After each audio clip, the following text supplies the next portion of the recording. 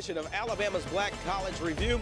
I'm your host, D. Jackson. There's several people throughout the state of Alabama who have this particular game circled on their calendar 365 days a year, looking forward to the annual grudge match between Alabama A&M and Alabama State.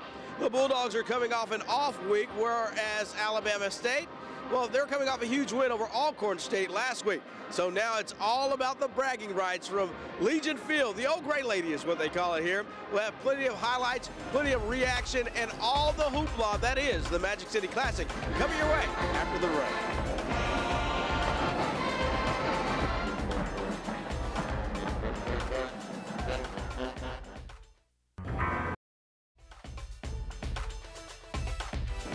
Of course, droves of people are starting to pack into Legion Field as they do each and every year for the Magic City Classic. However, there are several folks who just can't quite make it into the gates and still have plenty of time to have a good time outside. But it starts with a big parade in Birmingham. And, well, the rain came early this morning, but that didn't stop a lot of people. Let's turn to Carmen Crutcher with more from downtown Birmingham.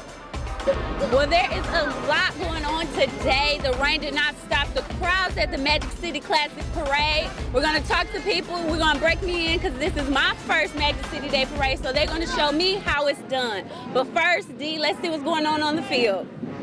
Thank you, Carmen. We'll be checking in with you periodically throughout the evening. Now let's talk about this game here. The Alabama State Hornets and the Alabama A&M Bulldogs meeting up for the Magic City Classic.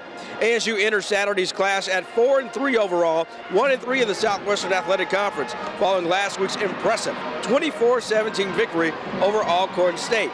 Alabama A&M is 4-3. They look to snap a two-game losing skid and is well rested after a bye week.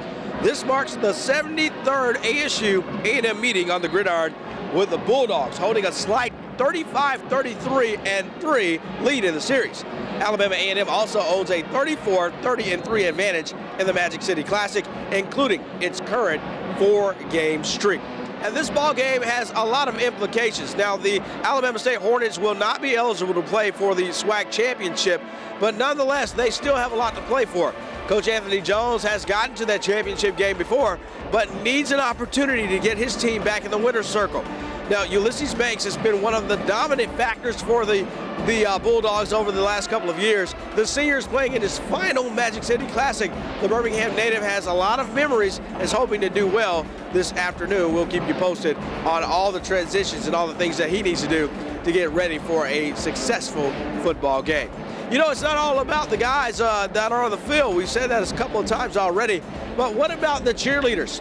Taylor Bryant joins us now and lets us hear from the ladies with all the spirit over on the sidelines. Taylor?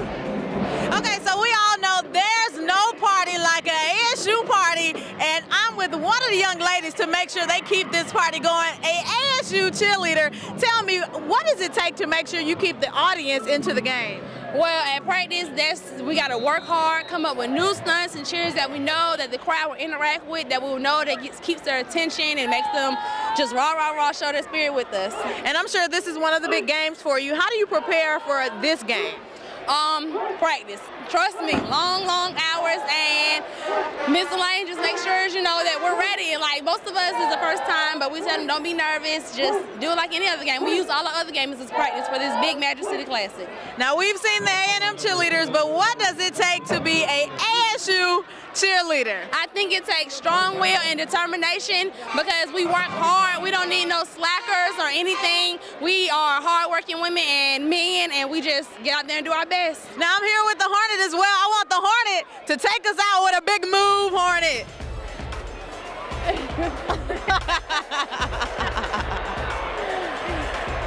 Back to you, D.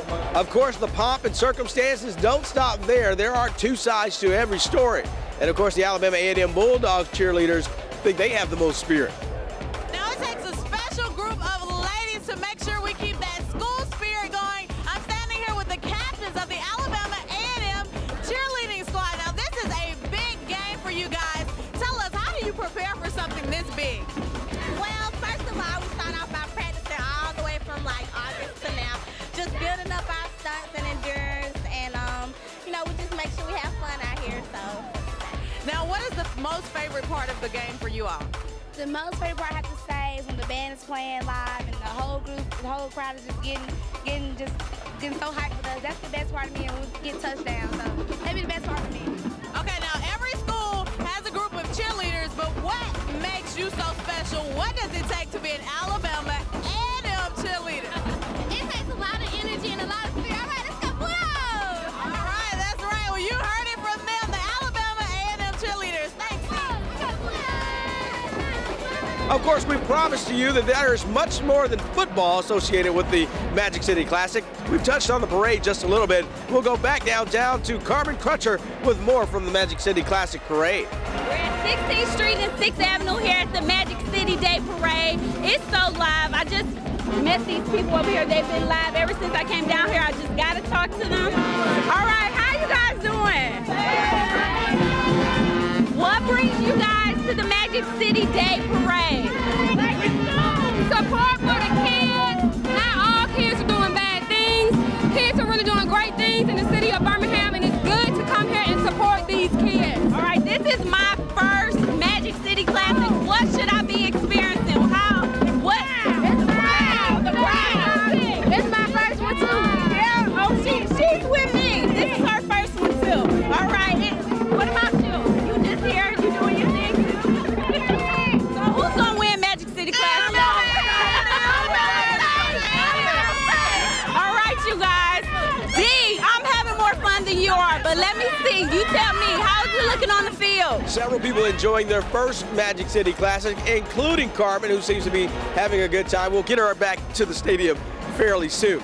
But as far as this Alabama A&M football team, Coach Anthony Jones has led this team for the last few years to success in this ball game.